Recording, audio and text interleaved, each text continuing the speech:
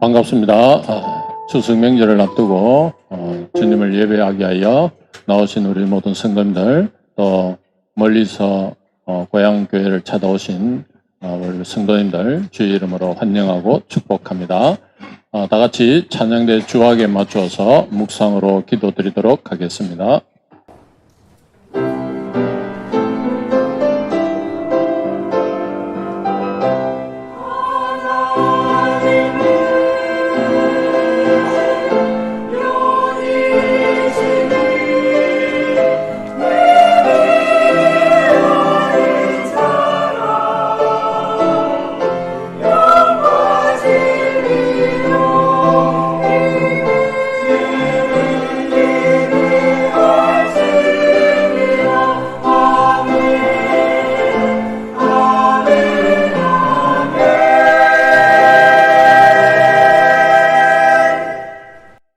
하나님 아버지 은혜를 감사드립니다. 오늘도 복되고 귀한 주의 날을 저희들에게 허락하여 주시고 택하시사 이 자리에서 주님을 예배하는 예배자 되게 하시심을 감사합니다. 주님, 저희들이 주님이 불러주심에 신령과 진정으로 오직 주님만을 위하여 드리는 귀한 예배의 시간 되게 인도하여 주시옵소서. 또 추석 명절을 앞두고 여러 원근각지에서 함께한 우리 성도들과 또 고향을 찾아 부모님을 찾아 떠나는 그 모든 발걸음 위에 어디서나 언제나 어디서나 주님께서 늘 함께하여 주시고 영적 어려움이 닥치는 곳에는 주 성령께서 함께하시사 넉넉히 이길 수 있는 주 믿음을 허락하여 주시옵소서. 우리 주 예수님 이름으로 기도드렸습니다. 아멘. 다같이 찬송드리겠습니다. 찬송 559장 4절의 본판 앞으로 진행드리겠습니다.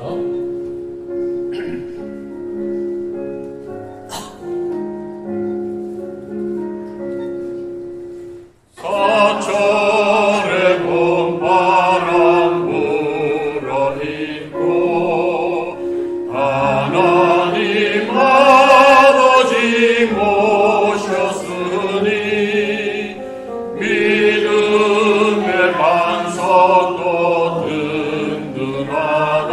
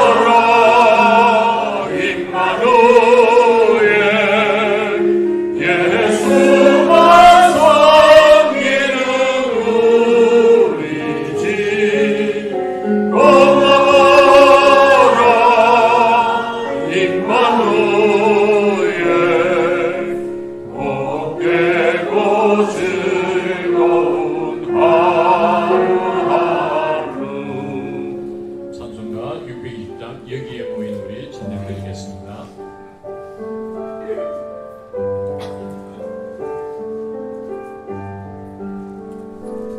여기에 모인 우리 주의 은총 받은 자여라. 주께서 이 자리에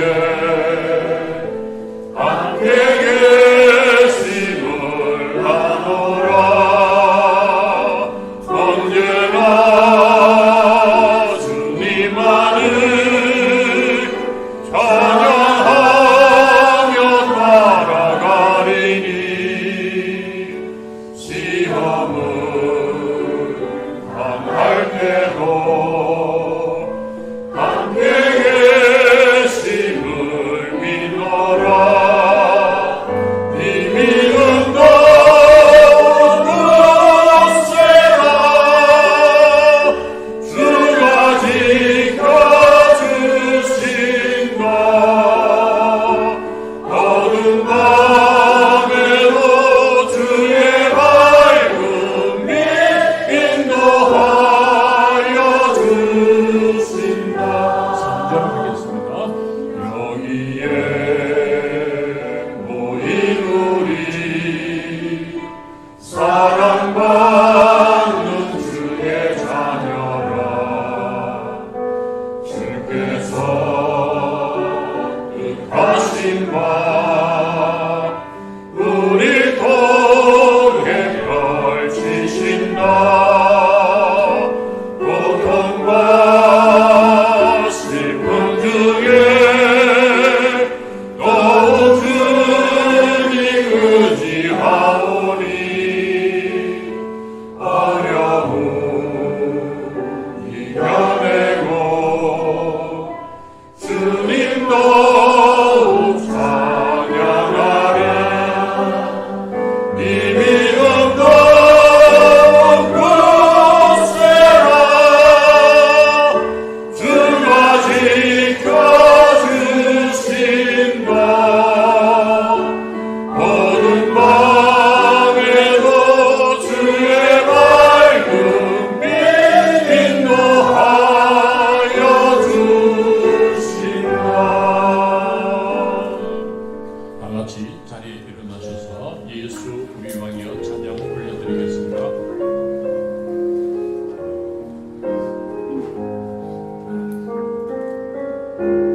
예수 우리 왕이여 이곳에 오셔서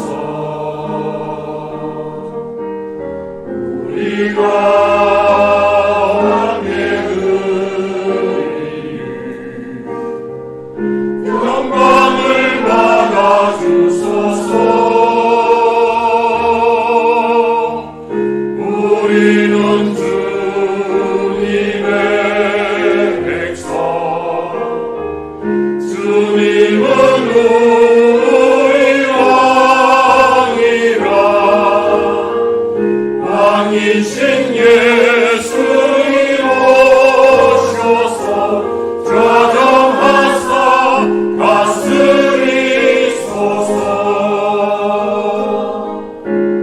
예수 우리 주시여 이곳에 오셔서 우리가 주께 드리는 찬양을 받아주소서.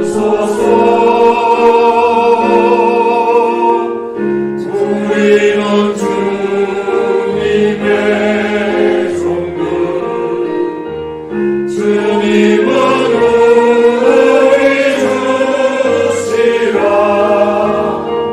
주 대신 예수님 오셔서 이 찬양을 받아주소서.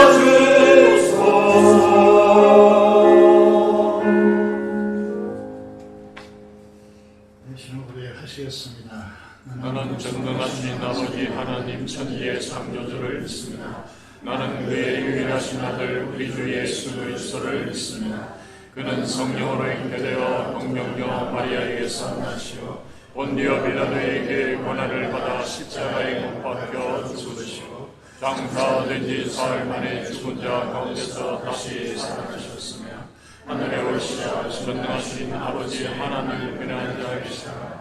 거기로부터 살아있는 자와 죽은 자를 심판하러 오시며 나는 성령을 믿으며 거룩한 공교회와 성도의 교제와 죄를 용서받는 것과 몸의 부활과 영생을 믿습니다. 아멘. 앉으시겠습니다.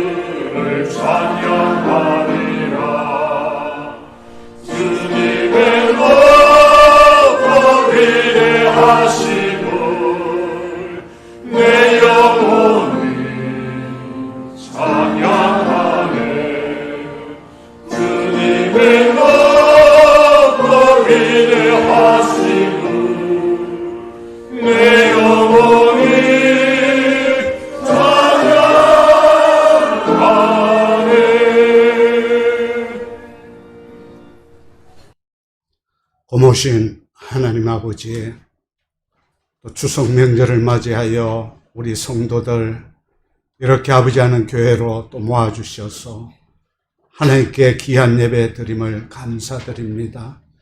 하나님 아버지 예배를 통하여서 우리 성도들 아버지 하나님 지켜주시옵고 보호해 주시오며 한 해만 안에서 아버지 하나님 힘을 내고 용기를 얻고 또 여러 가지 삶 속에서 번민하는 것이 있거나 또 생각에 젖어 있는 것들이 있다면 주님 앞에 다 내려놓고 하나님의 주시는 평안을 누리게 해 주시오며 위로를 받게 해 주시옵고 주님 안에서 아버지 한 새 힘을 얻고 아버지에 나아갈 수 있는 우리 성도들이 될 수 있도록 한량없는 은혜를 베풀어 주시옵기를 간절히 기도하고 원합니다.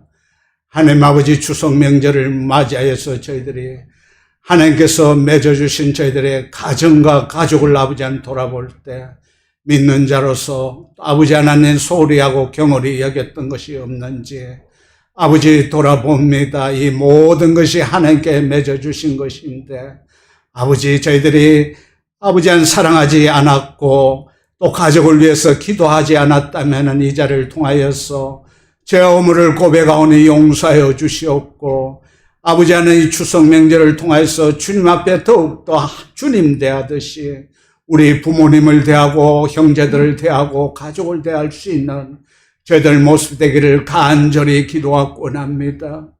하나님 아버지 또 아버지 하나님 또 고향을 방문하는 우리 성도들을 기억해 주시옵고 오가는 발걸음 지켜주시옵고 또 차량 가운데 안전하게 보호해 주시오며 주님 안에서 아버지 즐겁고 귀한 행복한 시간을 보낼 수 있도록 역사하여 주시옵기를 간절히 기도하고 원합니다. 하나님 아버지 오늘도 저희들에게 주신 주님의 아버지 한 귀한 말씀을 아버지 한 기억합니다. 문둥병자를 통하여서 저희들에게 주신 시사하시는 그 교훈들을 아버지 잘 아버지 받아들이고 저희들이 아버지 하나님 죽음밖에 정말 기다릴 수밖에 없는 저희들의 아버지 하나님 목숨을 하나님께서 아버지 우리 주 예수 그리스도의 십자가를 통해서 구원하여 주신 귀한 은혜를 감사드립니다. 아버지 문둥병자같이 저희들 주변에 소외받고 또 아버지 한 고통받는 자들이 없는지를 돌아보게 해 주시옵고 작은 소자에게 아버지 한 냉수 한 그릇을 대접하는 자에게는 아버지 하나님 나에게 하는 것이라고 말씀하셨습니다. 아버지 하나님 저희들이 특히 모든 이에게 착한 일을 하되 더욱더 믿음의 가정들에게 할지라고 하였사오니 아버지 한 교회 안에 소외받고 고통받는 자들을 저희들이 아버지 한 겸손한 마음으로 같이 할 수 있는 저희들의 아버지의 성도의 모습이 되기를 간절히 기도하고 원합니다. 하나님 아버지 문둥병자들이 아버지의 먹고 입는 문제에 국한되지 않고 많은 사람들에게 소식을 알려주셨듯이 저희들의 아버지 한 구원받은 이 소식을 저희 혼자 아버지 한 달란트 받은 자들께 아버지 감추지 않고 많은 사람들에게 이 복음을 알 수 있는 저희 되기를 간절히 기도하고 납니다. 견고하고 흔들리지 않고 항상 주의 일에 더욱 힘쓰라. 이는 아버지 너희 수가 주 안에서 헛되지 않은 줄을 알미라고 말씀하셨사오니 하나님 아버지 이 복음을 아버지 한 전리 전하는 아버지 한 교회와 성도가 되기를 간절히 기도하고 원합니다. 하나님 아버지 우리 교회가 건축 가운데 있습니다. 하나님께서 지켜주시옵고 덕에 아버지 하나님 모든 필요를 공급하여 주시옵고 채워주시옵기를 간절히 기도하고 원합니다. 하나님 아버지 고소 작업 가운데 있사오니 하나님께서 아버지 위험한 요소에서 안전하게 보호해 주시옵고 하나님께서 아버지 건축 가운데 주여 지켜주시옵고 보호해 주시옵기를 간절히 기도하고 원합니다. 하나님 아버지 지금도 고통 가운데 있는 우리 성도들을 기억하여 주시옵소서. 아버지 병원 가운데 입원해 있는 환자들을 기억하여 주시옵소서. 연로하신 성도들 아직까지 더운 날씨에도 아버지 하나님 많은 힘듦이 있는 줄 알고 있습니다. 아버지 건강을 지켜주시옵소서. 아버지 가정 안에서도 아버지 투병생활하는 우리 아버지 연로하신 성도들을 기억하여 주시옵소서. 하나님 아버지 멀리 객지에서 우리 집사님 아버지 영상 예배를 통하여서 아버지 지금 드리고 있는 예배를 기억하여 주시옵고 건강한 모습으로 다시 만날 수 있도록 역사하여 주시옵소서. 하나님 아버지, 우리 목사님이 설교위에 함께 해주시옵고, 이 설교 말씀을 아버지 하나님 통하여서 아버지 하나님 저희들의 마음을 새롭게 하여 주시옵고 변하게 해주시옵소. 하나님의 선하시고 기뻐하시고 온전하신 뜻을 분별하여서 아버지 악한 영 틈타지 않도록 하여 주시옵기를 간절히 기도하고 원합니다. 하나님 아버지, 새가족을 기억하여 주시옵소서. 하나님께서 아버지 불러주신 이 새가족들을 아버지 보호해 주시옵고 이 믿음의 먼 여정을 가고자 합니다. 하나님께서 아버지 그 가정 가운데 오직 아버지 구원의 은총을 허락해 주시옵고 어려울 때나 힘들 때나 고통 가운데나 여러 가지 아버지 힘들 때도 하나님께서 우리 새가족들을 아버지 보호해 주시옵고 끝까지 하나님께서 아버지 지켜주시옵기를 간절히 기도하며 모든 말씀 우리 주 예수 그리스도 이름으로 기도드렸나이다.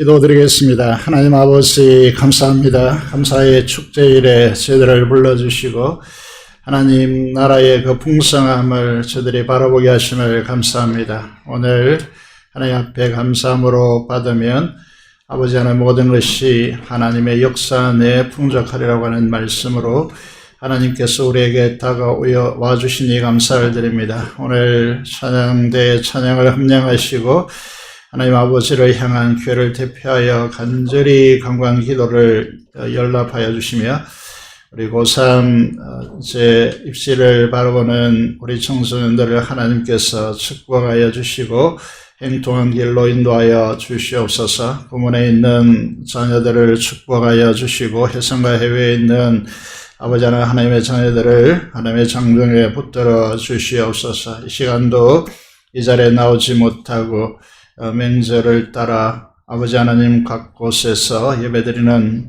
이 예배를 하나님께서 함량하여 주시기를 간절히 손을 드리며 우리 주 예수 그리스도의 이름으로 기도드리옵나이다. 아멘. 하나님의 말씀을 함께 해보시겠습니다. 하나님의 말씀은 열왕기 하입니다. 4장 말씀 보도록 하겠습니다. 구약성경 열왕기 하 4장 말씀 보도록 하겠습니다. 38절에서 44절의 말씀을 함께 보시겠습니다. 구약성경 566페이지, 567페이지에 있습니다.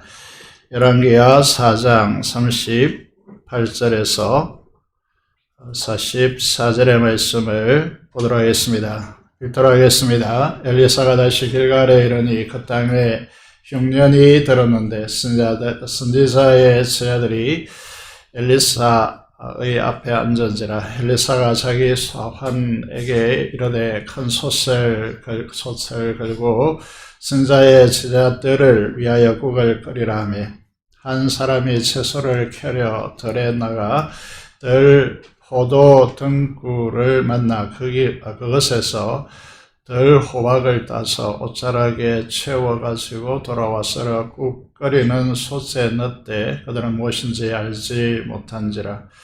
이에 포다가 무리에게 줘 먹게 하였더니 무리가 국을 먹다가 그들이 외쳐 이르되 하나님의 사람이여 솥에 죽음의 독이 있나이다 하고 능히 먹지 못하는지라.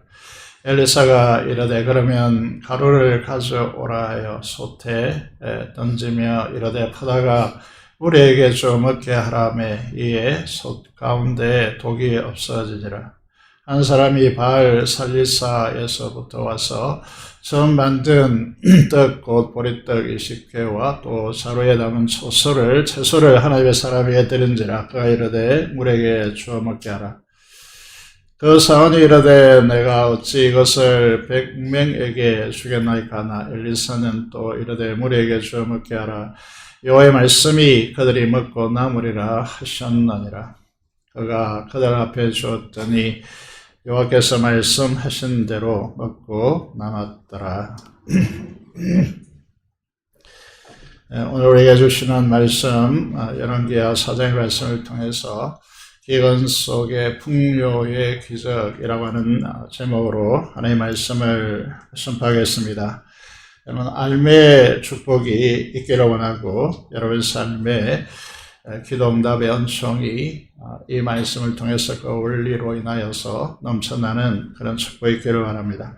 그리스도인에게 가장 큰 축복은 무엇이겠습니까? 그것은 이제 말할 필요가 없이 이제 은혜와 평강이라고 말씀드릴 수 있습니다. 초성명들을 바라보면서 우리 성도님들의 가정에 주님의 은혜와 평강이 넘쳐나기를 축복합니다.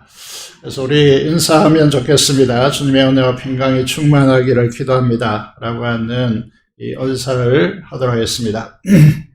은혜와 평강이 충만하기를 기도합니다.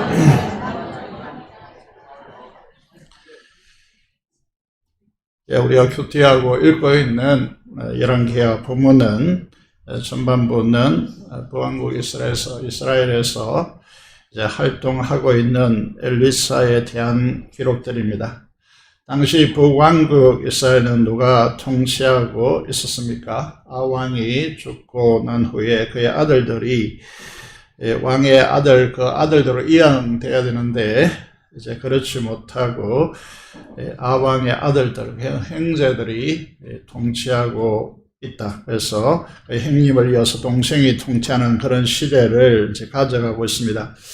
우리가 열왕기하를 읽고 있는데 이 열왕기하를 보면 이제 아합의 아들들 요람과 아시아와 요람이 있는데 이 이름들이 기록되지 않습니다. 지금까지 읽어보시면 알겠지만은 열왕기하에 이 이스라엘 북왕국 이스라엘 왕들의 이름이 등장하지 않습니다.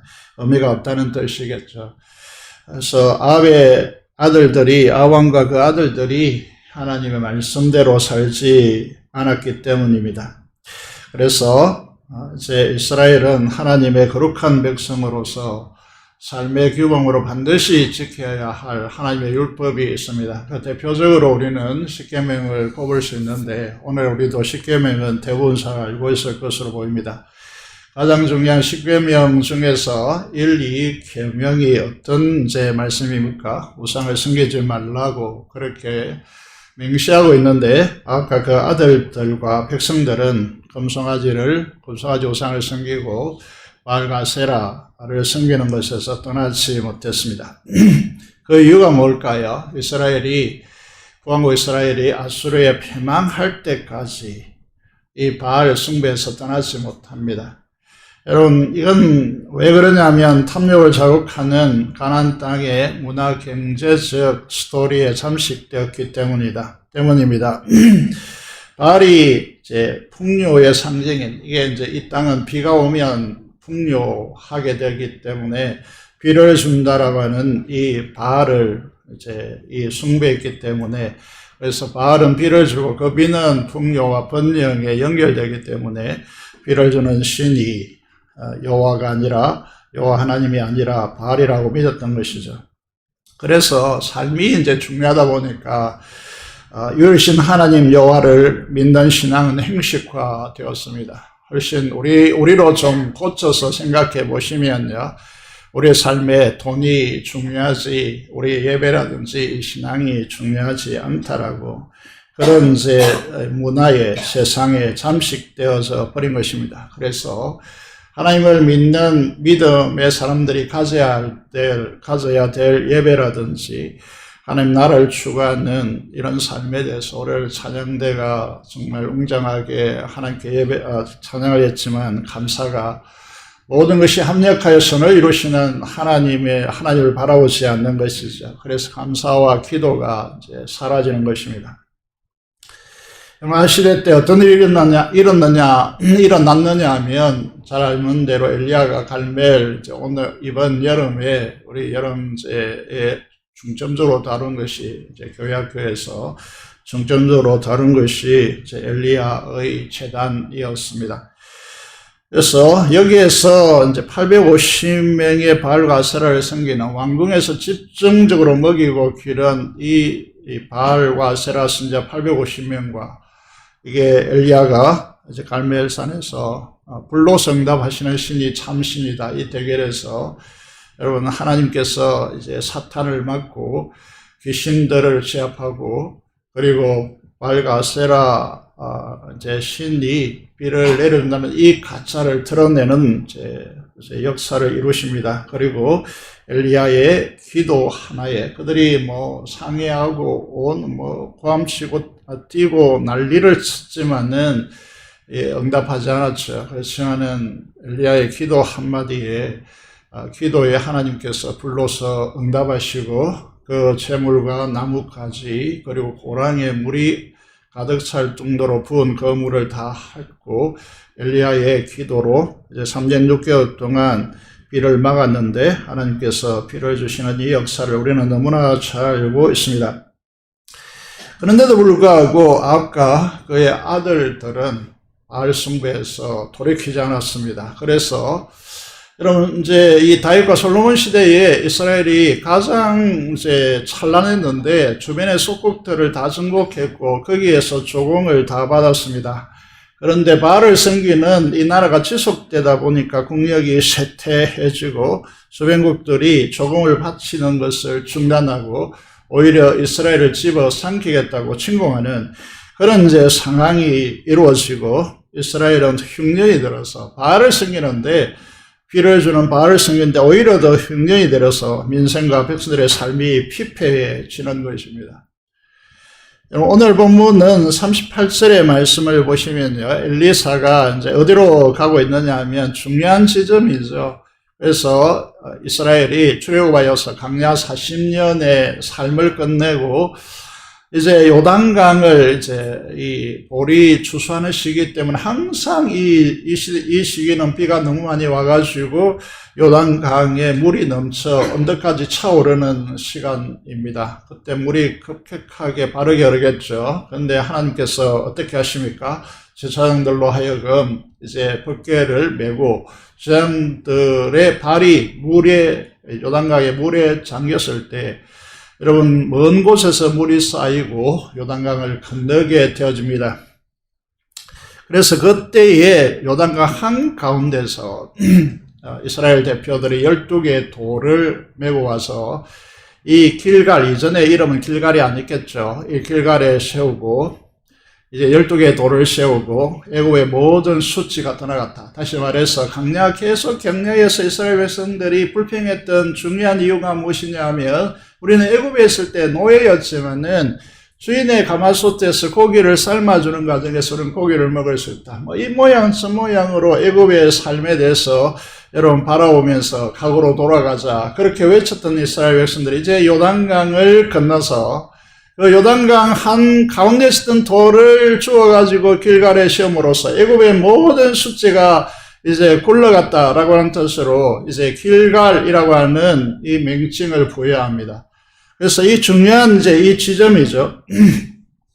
그런데 이제 이 지점이 계속해서 역사 안에서 이제 중요한 이제 이 역사의 기점이 되어지죠.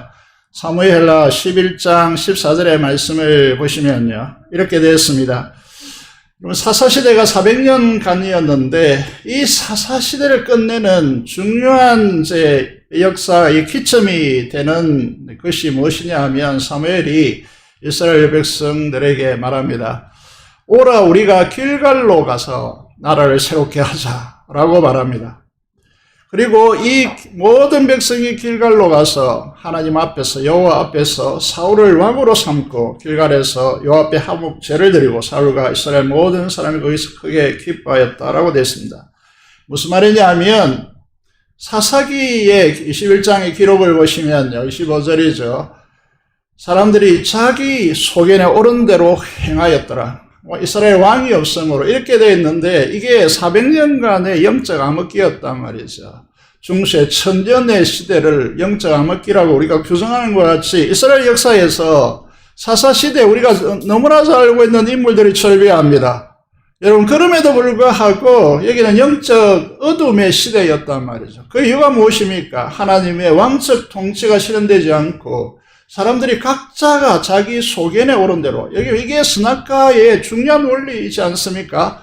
우리의 가지고 있는 관점을 가지고 무엇을 판단하고 평가하고 사고하고 삶을 추진한다. 이거는요 하나님의 언약 백성에게 정말 크나큰 영적 암흑기로 이제 들어오게 하는 중요한 이유가 된다는 것이죠. 그래서 사무엘이요 여러분 영적 사사시대를 끝내고 다윗 왕국 시대로 전환하는 이 중요한 역사의 지점에서 길갈로 백성들을 모으고 이 언약의 장소이죠.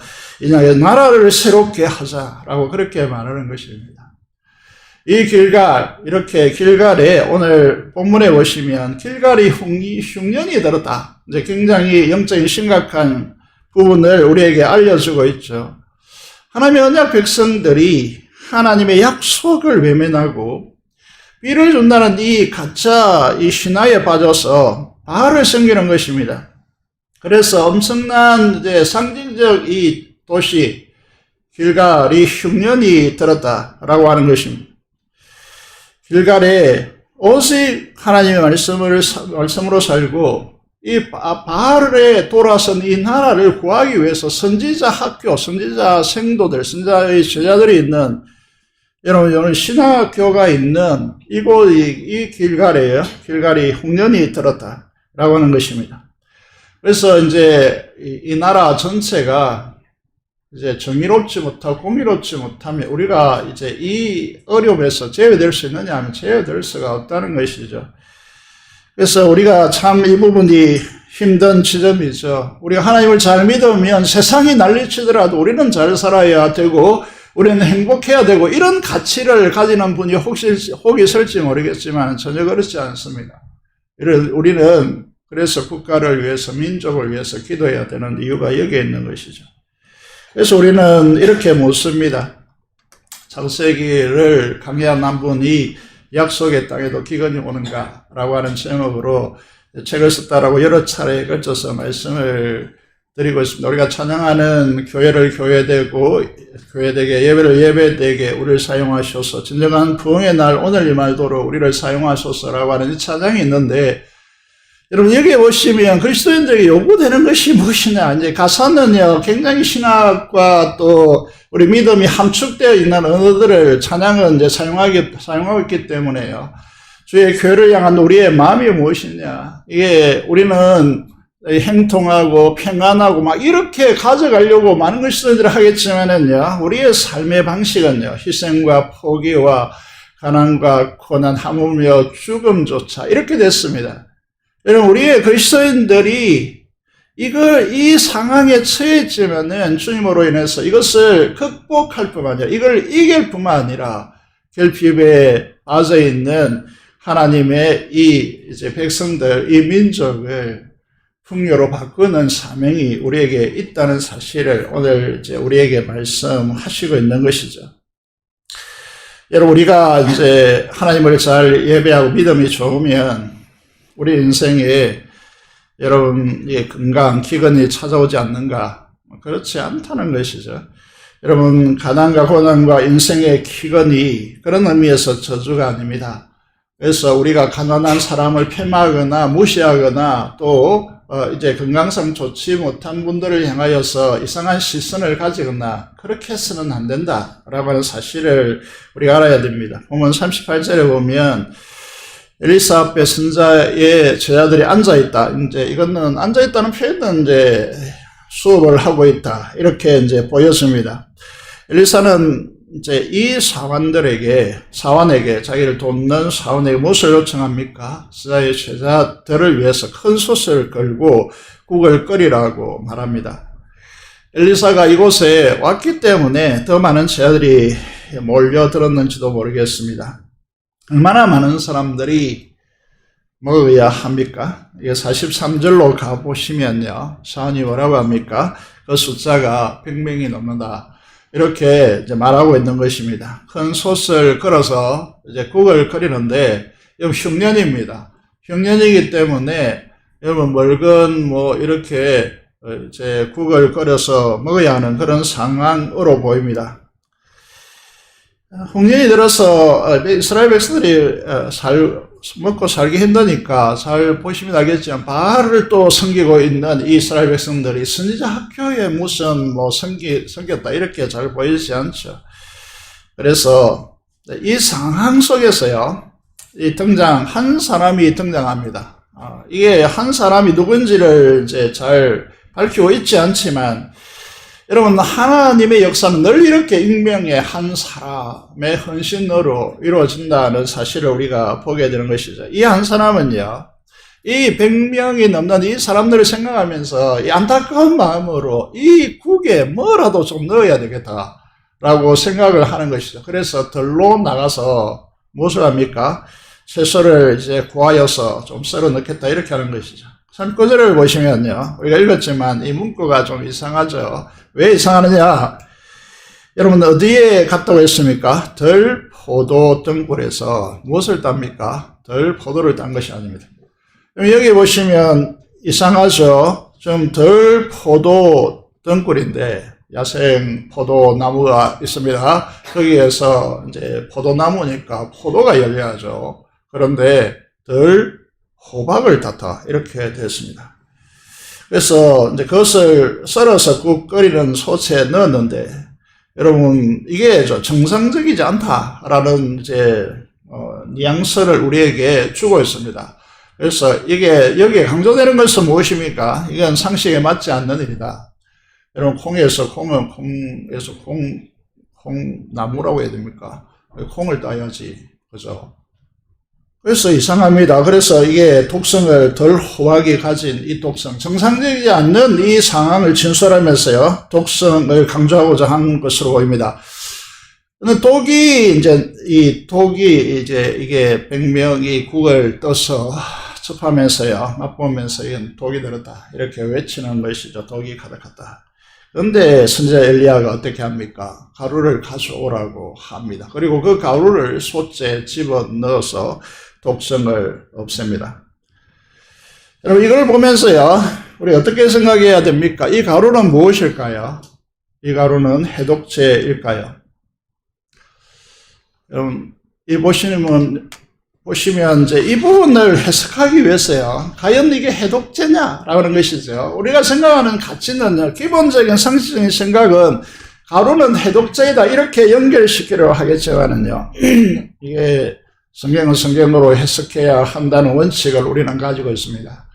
우리가 여기에 보시면요, 이 화면에 등장하는 출애굽기 15장은 홍해를 건넜고, 이 홍해를 건넌 것에 대해서 굉장히 흥분되어져 있고, 하나님께 찬양하고 있고, 춤추고 뛰놀고 있는데, 그 홍해를 건너서 3일 길을 가게 되어집니다.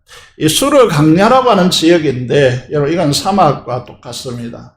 3일 동안 걸었는데 물이 없다라는 것이죠. 끝까지 견딜 수 있었는데 이제 오아시스를 발견했습니다. 그래서 막 뛰어가서 물을 벌컥벌컥 마시려고 하는데 물이 써서 도무지 먹지 못하는 것이죠. 그때 백성들이 어떻게 합니까? 여러분, 이 지점이 오면 모든 우리들도 마찬가지로 뭘 하겠습니까? 백성들이 모세를 원망합니다. 이때 우리가 중요한 지점이죠. 우리의 신앙이 한 단계 전진하느냐, 우리 교회가 부흥으로 가느냐, 아니면 여기서 떨어지느냐, 중요한 순간이 되는 것이죠. 그래서 모세가 어떻게 합니까? 여러분, 모세가 여호와 하나님께 부르짖습니다. 중요한 신앙의 원리죠. 그래서 하나님께서 기도하는 이 모세에게, 여러분, 이 백성에 대해서 이렇게까지 했는데도 불구하고 홍해를 금방 건넜습니다. 3일길 그걸 가가지고 물을 발견했는데 마라의 물이 씁니다. 그러면 하나님께서 또 다른 방식으로 기적을 베풀어 주실 것이다. 이렇게 바라보지 않고 어떻게 합니까? 여러분, 하나님께 기도합니다. 하나님, 여호와 하나님께 모세가 부르짖습니다. 하나님께서는 이 기도에 응답하시죠. 그래서 하나님께서 25절의 말씀대로 나무 하나를 보여주십니다.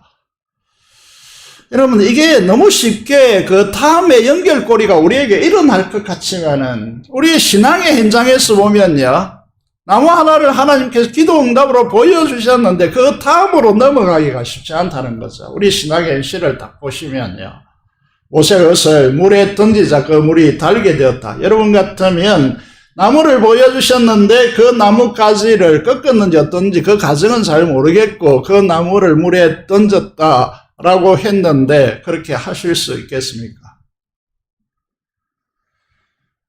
조금만 생각해 보시면요, 이 물은 300만이, 작년만 60만인데 이거는 다섯을 꼽혀야 된다고, 가족이 그 당시에 자녀들이 많기 때문에 5명을 꼽혀야 되는 300만이 먹는 물이, 나무 가지 하나 던진다고 그 물이 달아져서 300만이 먹는다고요.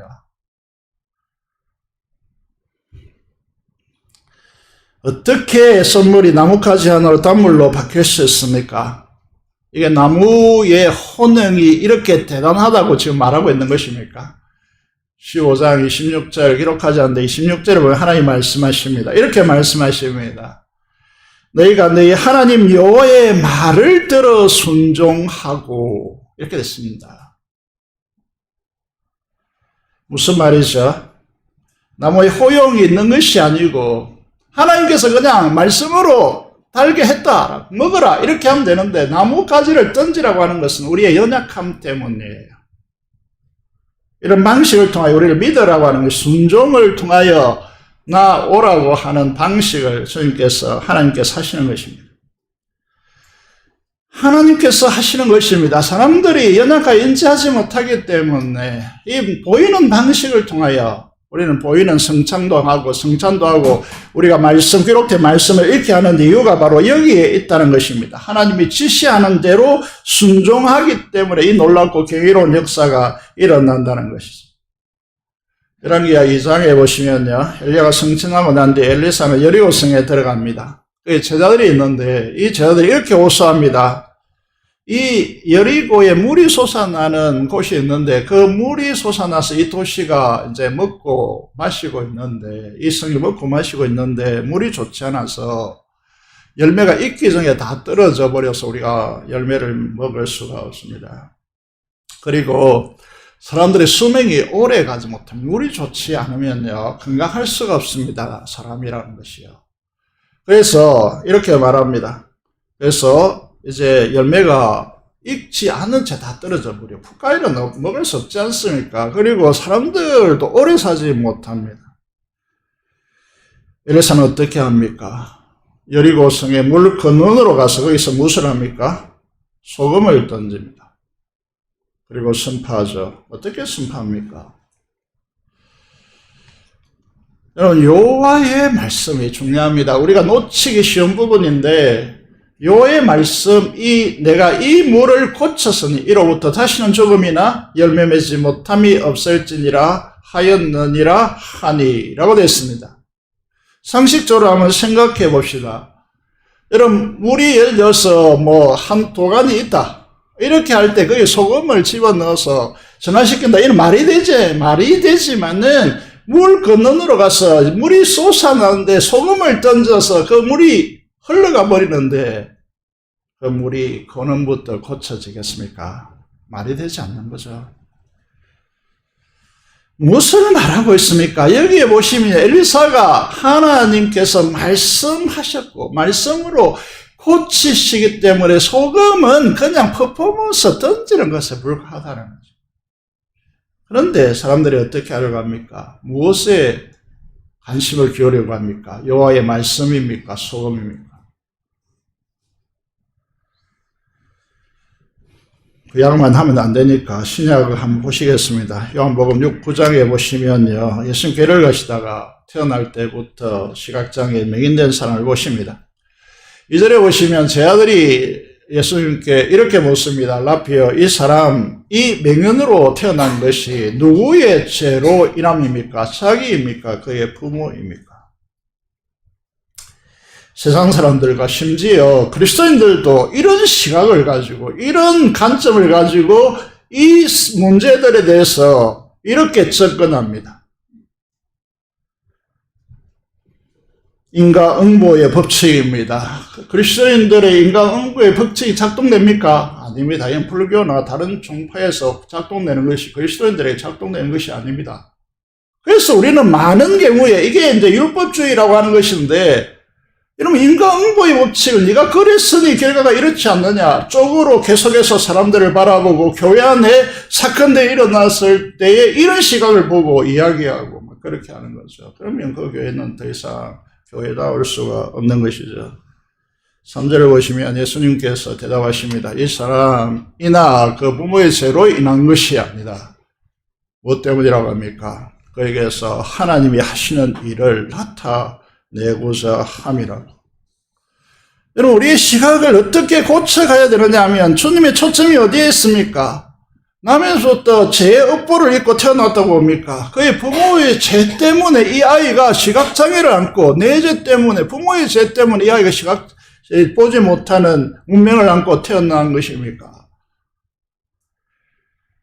그래서 많은 사람들이 사건, 사고, 질병을 당하면 그리스도인들이 네가 뭔 잘못해서 회개하라 이렇게 접근하려고 하죠. 잘못된 시각입니다. 이렇게 접근하시면 안 됩니다. 예수님께서 뭐라고 하십니까? 이렇게 말씀하시죠. 그에게서 하나님께서 하시고자 하는 일을 나타내려 합니다. 때가 아직 낮음에 나를 보내신 이의 일을 우리가 하여야 하라. 밤이 오리니 그때는 아무도 할 수 없느니라 라고 합니다. 이 말이 무슨 말이냐 하면 우리에게 주님께서 우리에게 예수를 믿는다는 것은 이 주님께서 우리 안에 계신다는 의미죠. 천지의 창조주 주님께서 우리 안에 계신다는 의미죠. 그분께서 우리의 순종을 통하여 우리의 생각과 우리의 말과 우리의 언어와 우리의 행동과 그 순종을 통하여 주님께서 그분의 일을 하시기 위해서 우리를 이 땅에 두는 거고, 이 땅에 가난하고 고통받고 여러분 상처 있고 여러분 사고 당하고 이런 분들을 우리에게 붙여주시는 거예요. 그를 위로하고 그들을 세우고 그들을 이렇게 세우고 하나님의 나라의 그 부요함을 드러내서 그들에게 선물하라고 우리를 이 땅에 두시는 거예요. 우리가 할 수 있는 기력이 있을 때에 그 일을 하라는 거예요.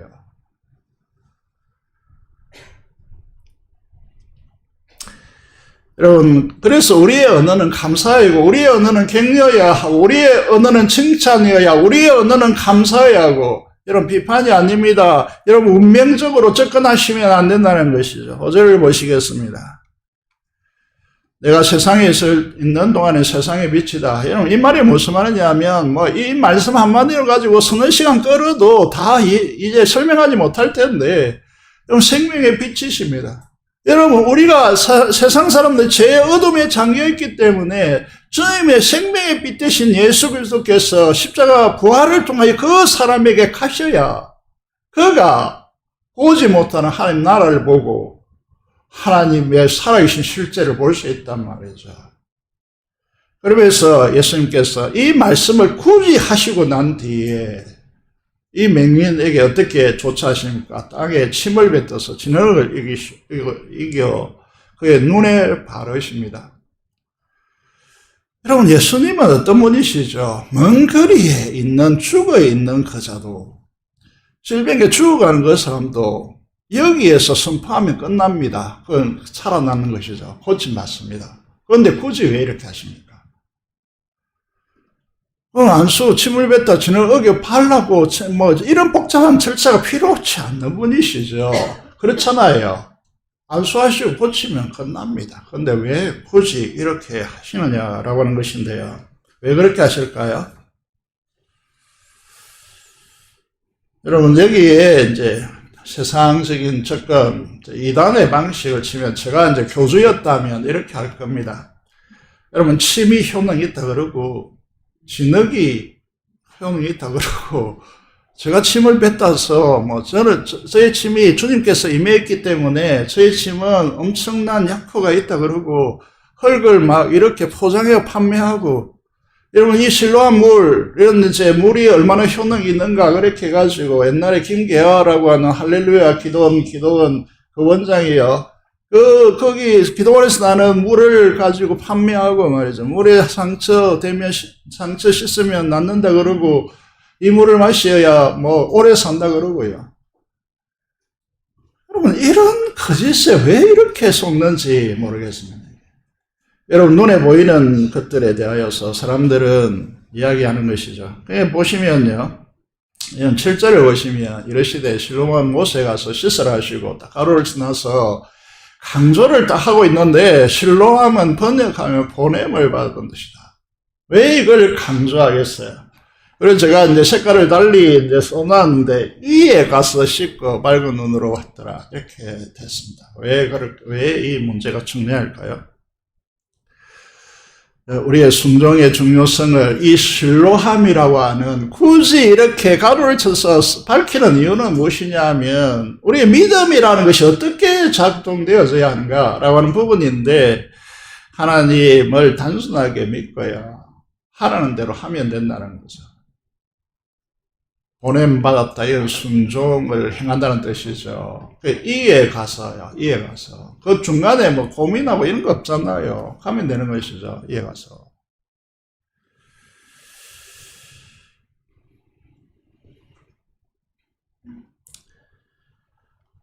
여러분, 이게 하나님의 나라의 능력과 그 풍요의 역사는 누구를 통해 드러난다는 것이죠. 여러분의 인생관, 여러분의 경험, 여러분의 이성적 이런 것 가지고 작동되지 않습니다.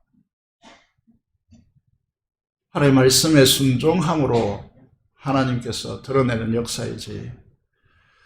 여러분, 이게 이제 4장 42절로 나가보면요, 여기에 길갈에 흉년이 들었습니다. 100명이 수업받고 있다고 말씀드렸고, 선지자 학교가 있습니다. 흉년입니다. 그런데 자기도 먹고 살기가 힘든 세상인데 여기에 또 한 사람이 등장하죠. 한 사람이 바알 살리사, 바알이라고 하는 명칭이 붙었으니까 아마 온통 바알을 섬기는 도시화 되지 않았냐 이렇게 보여지는데, 바알 살리사에서 여러분 여기에 처음 만든 떡, 처음이 이제 이 강조되어서 기록되어 있고요. 보리떡 20개와 20개와 자루에 담은 채소를 가지고 와서 하나님의 사람 엘리사에게 드립니다. 시골에서 이제 어린 시절에 시골에 자라난 분들은 알겠지만 보리로 만든 떡이요, 이 개떡이라고 하고 정말 맛이었거든요. 이게 이 보리떡 20개는 어느 정도 양일까요? 어디를 보면 알 수 있느냐 하면 요한복음 6장에 보면 500여의 기적이 나옵니다. 거기에 어린 아이가 자기 먹을 도시락으로 가져온 그것이 몇 개입니까? 보리떡 5개, 물고기 2마리란 말이죠. 그럼 보리떡 20개가 한 떡이 분량이 좀 다를 수는 있겠지만 달라요. 얼마나 많겠습니까만은, 여러분, 이게 장정 한 300이 먹으면 끝나는 양이단 말이죠. 그럼에도 불구하고 엘리사는 어떻게 합니까? 우리에게 좀 먹게 하라고 말합니다. 사안이 이렇게 저항하죠. 말도 안 되는 이 상황 어떻게 반응합니까? 여러분, 우리가 이제 교회의 경제 원칙이요, 하나님 나라의 경제 원칙을 정말 잘 보셔야 되는데 43절에 보면 이 사안이 어떻게 말합니까?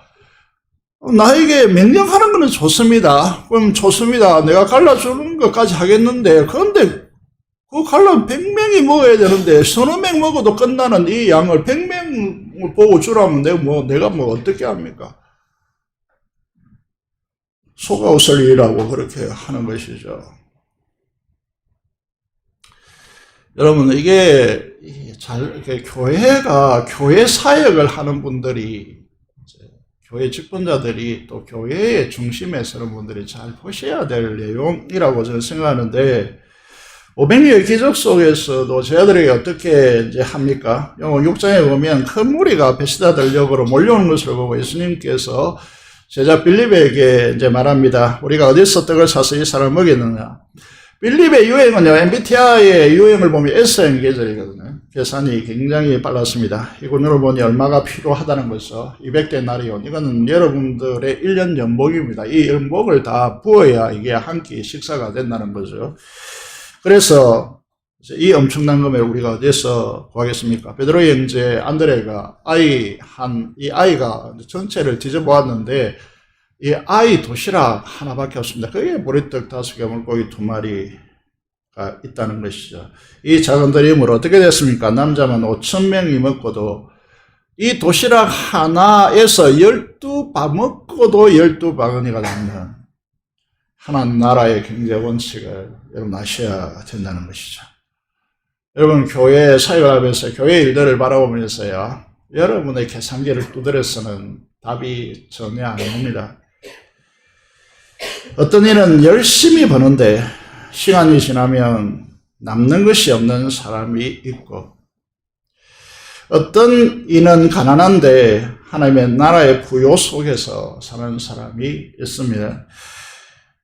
여러분, 어떤 이는 절약하고 축적하는데, 철저히 절약하고 축적하는데 계속 핍절 가운데 사는 이가 있고, 어떤 이는 섬기고 나누는데 더 풍성한 삶을 사는 이가 있습니다.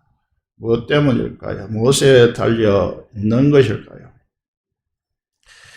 여러분, 이게 이 바알의 이제 이 시대에 그래도 믿음이 있는 한 사람이 흉년인데 처수한 것으로 자신을 위하지 않고 보리떡 5개를 만들어서 자루를 담은 채소로 100명 저들 먹이기에 턱없이 부족하지만 신자학교에 바칩니다.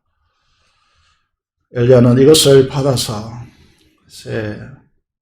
물에게 주어 먹게 하라라고 됐습니다. 제가 이제 에레미야서라든지 혹은 이 열왕기의 하에 들어와 있는데, 이게 새롭게 배우는 부분, 지점이 이런 것이죠. 계속 새벽 시간에 강조하여 말씀드리고 있는데, 예수님의 행하신 것은 다 구약의 예표로 다 실행된 것들이다.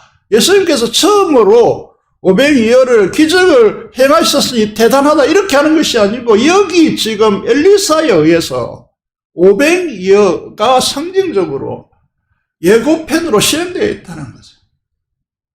이 말은 무슨 말이냐 하면, 오늘의 이 시대를 살아가는 우리들도 여전히 하나님의 이 500여 역사는 계속될 수 있다는 사실을 우리에게 보여주는 것이죠. 우리가 이제 오늘의 교회 현장에서, 사역의 현장에서 어떻게 말하고 행동합니까? 우리의 일성의 계산기를 두드려가지고 그 틀에 들어오지 않으면 우리가 어떻게 합니까? 불가능합니다. 못합니다. 안 됩니다. 비난하고 비판하고 막 도당적이다, 꼬집이 세다, 뭐 이런 것들로 이런 비판하려고 하는데요. 여러분, 오늘 이 주님의 하나님의 나라를 잘 보셔야 된다는 것이죠. 오늘 본문 43절을 보시면요. 엘리사가 선포합니다. 여러분, 엘리사가 대단해서, 여러분, 서너 명이 먹을 수 있는 이 양을 100명이 먹은 것으로 엘리사가 대단해서 부풀어 놓았습니까? 이게 이 기적입니까? 오늘 그것이 아님을 43절에서 제가 이제 오늘 말씀을 통해서 계속 강조하고 싶은 것이 뭐냐면 43절을 보시면 엘리야가 무모하게 이 짓을 자기의 능력, 이 엘리야의 성령의 하나님의 역사를 이제 이에 2배로 받았기 때문에 우리에게 이렇게 기도하죠. 7배로 받게 해달라고 기도하는데 이게 능력이 우리에게 있는 겁니까? 아닙니다. 계속 강조해 드린 것이 뭡니까? 여호와의 말씀이 그들이 먹고 남으리라고 하셨기 때문에 내가 나누어 주라 했다라고 말하고 있다. 이렇게 말씀하고 있는 것이죠. 그래서 기독교의 대원칙이 무엇입니까? 순종해 봐야 주님의 역사를 알게 된다라고 하는 것입니다.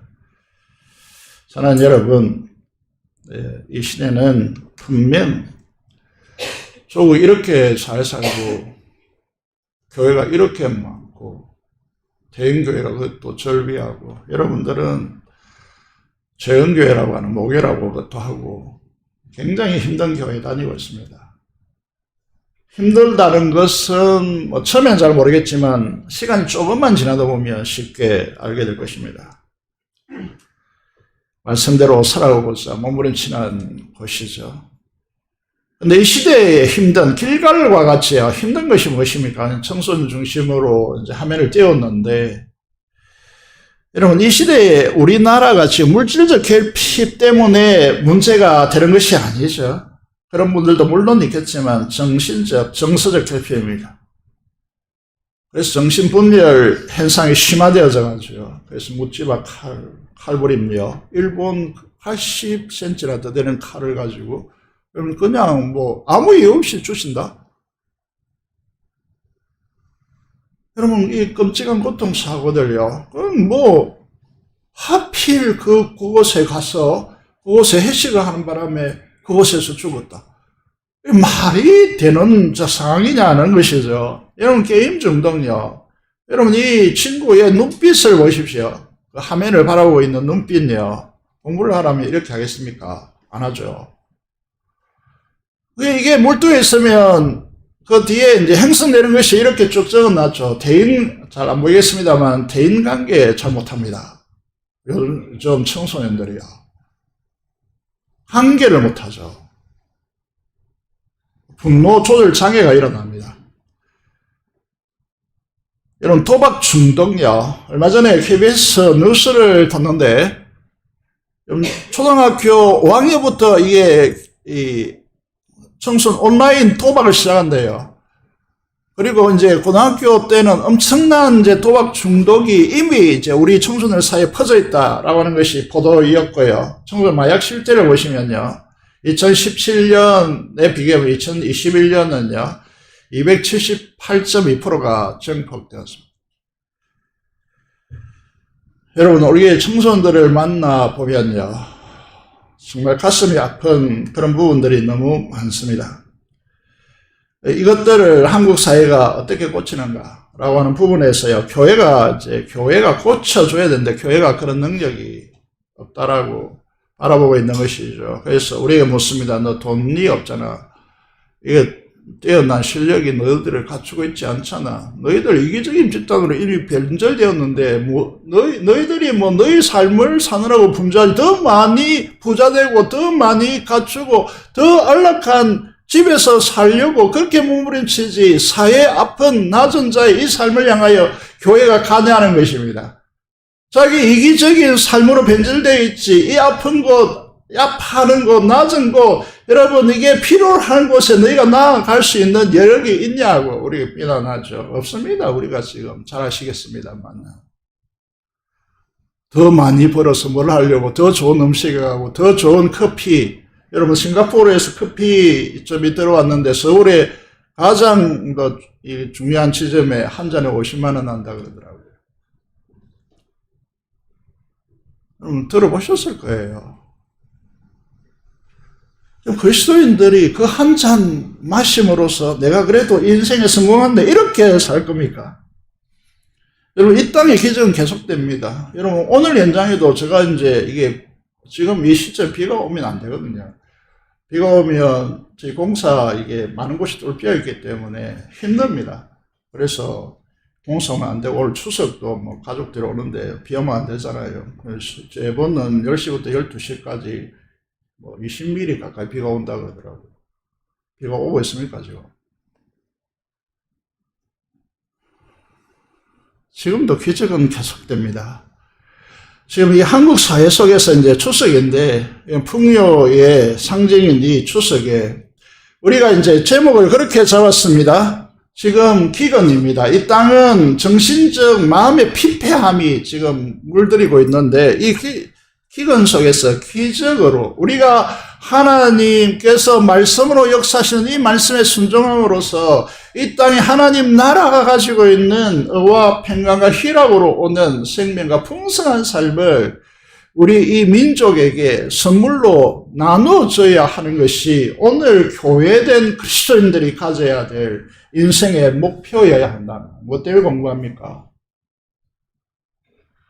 뭐 때문에 돈 벌입니까? 여러분 자신 부자되고 편안한 삶을 위해서, 그거는 천국에 다 보장되어 있습니다. 거기에 너무 몰입하지 마세요. 시간을 내어서, 요즘 청소하는 우리 권사님 직장에 가셔가지고 장로님들, 권사님들이 교회 와서 이제 어떤 장로님 가정에서는 국수를 이제 자비량으로 이렇게 삶아서 내고 이러니까 교회가 참 좋습니다. 여러분, 청소하는 분들에게 우리가 사례비를 주고 맡겨놓고 여러분 관심 없습니까? 여러분 그 청소 못하고 막 지적하고 이렇게 하십니까? 그거는 세상에서 하는 법칙이지 교회가 구가하는 법칙이 아닙니다. 우리가 가야 될 곳은 어디입니까? 세상은 지금 계속해서 물질적으로 막 세상적으로 공황이 온다 이런 수많은 이야기, 내년에 한국 사회에 부동산 버퍼리 올 것이다. 수많은 정보들이 떠돌겠지만은요, 우리는 거기에 관심 있는 것이 아닙니다. 우리의 삶은 어디로 가야 됩니까? 우리가 가지고 있는 능력이 무엇입니까? 기적입니다. 하나님의 말씀으로 하나님께서 하시는 기적입니다. 그래야 하나님 나라의 풍요가 구가되는 것이죠. 그 기적은 어떻게 온다고요? 여러분, 무엇을 내 인간 이성으로 가지고 죄고 이런 데서 오는 게 아닙니다. 단순하시고 말씀에 순종하는 데서 옵니다. 사랑하는 재건국 선교회 성도 여러분, 오늘 이 자리에 오신 여러분, 하나님 우리에게 기적을 주셨습니다. 기도해 보십시오. 제가 이렇게 이제 말하니까, 제가 이제 하늘을 향하여 옛날에 어릴 때 이제 읽은 기억이 있거든요. 자기 딸이 이제 아들인가 그런데 운동회를 한단 말이죠. 비 오면 안 되는데 비가 엄청나게 이제 온다는 예보가 있고 비가 오기 시작했습니다. 그래서 이분이 하나님 기도하고 하늘을 하여 십자가를 꺼니까 그곳에 비가 안 왔다는 거죠. 이게 절대 불가사의 일 중에 하나이다. 이렇게 소개되더라고요. 그래서 제가 이제 신학원 올라가서 교수님들에게 이야기를 하면서 제가 하늘 향해 십자가를 꺼었습니다. 그러니까 이게 교주라고 하더라고요. 여러분 아시겠습니다만은 이 공사를 진행하는 데 있어서 비가 가장 많이 오는 이 시기, 6월에서 7월까지 손가락 꼽을 정도밖에 비가 오지 않았습니다. 부산은 지금 가물었습니다. 이해하십니까, 지금? 여러분의 기도가 어떤 하나님 역사를 가져오는지 아십니까? 여러분, 우리를 통하여 이 세상에 하나님의 나라를 드러내는 자들로 사라지는 복된 복의 사람들이 되시기를 주님의 이름으로 축복드립니다. 기도를 드리겠습니다. 하나님, 이 추석인데 여러분 자신과 가정과 후손들을 바라보면서 이 하나님 나라의 풍요로움으로 사라질 수 있도록 기독교 명문 가정으로 세워달라고 기도하시고 민족복음과 통일 발전의 선교사를 위해서 기도하겠습니다. 살아계신 아버지 하나님 은혜를 감사합니다. 우리를 세워주시고 은혜 베푸심을 감사합니다. 기적 속에 기적의 풍요로움을 오늘 성경은 우리에게 밝혀주고 있는데 우리도 엘리사와 같이 그렇게 이 세상에 하나님 앞에 결핍된 이 세상에 풍요를 주는 사람으로 세워질 수 있도록 주께서 역사하여 주시옵소서. 현재 흩어지는 자녀들, 아버지는 선교사로 수고하는 자녀들 하나님께서 다 아버지는 지켜주시고 아버지 하나님 이제 우리 연로한 성도들이 고독하지 않도록 이 추석을 지켜주시기를 간절히 손을 드렸고 우리 주 예수 그리스도 이름으로 기도드리옵나이다. 아멘. 찬송가 428장 찬송대면서 준비한 대로 감금하도록 하겠습니다.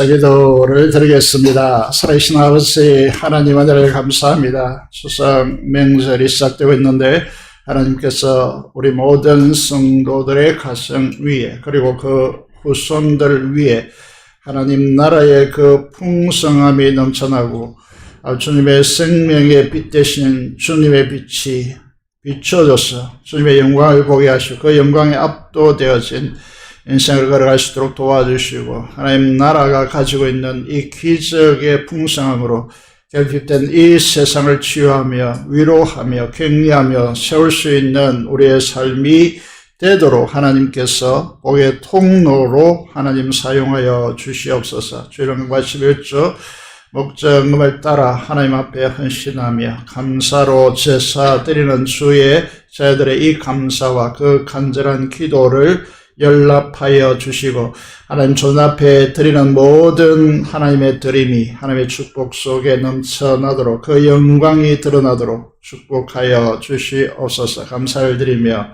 우리 주 예수 그리스도 이름으로 기도드리옵나이다. 아멘.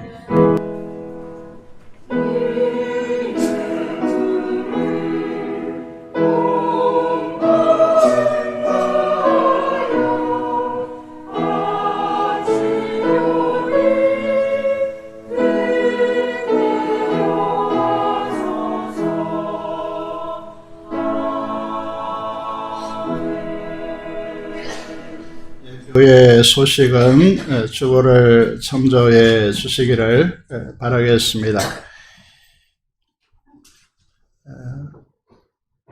오늘 오후 찬양 예배는 1시 10분부터 시작합니다. 제발 설거지 하지 마시고 예배 마치고 교육자 가족이 설거지 하도록 하겠습니다. 예배 시간을 준수해 주시기를 부탁드리겠습니다. 그리고 오늘 제주도에서 나칠봉 지사님 가족이 올라오셔서 함께 예배를 드리고 있습니다. 우리 위국원 집사님 어머니 김신강 권사님께서 오늘 예배에 참여하여 함께 예배 드리고 있습니다. 김영희 집사님 큰딸 부부 오늘 함께 예배에 참여하여서 예배를 드리고 있고 우리 김두현 청년이 있는데 우리 할머니 함께 오셔서 예배를 드리고 있습니다. 너무나 감사를 드리겠습니다. 마치신 후에 교제하시기를 바라겠습니다. 다 같이 일어나셔서 찬송가 2장 찬송 드리도록 하겠습니다.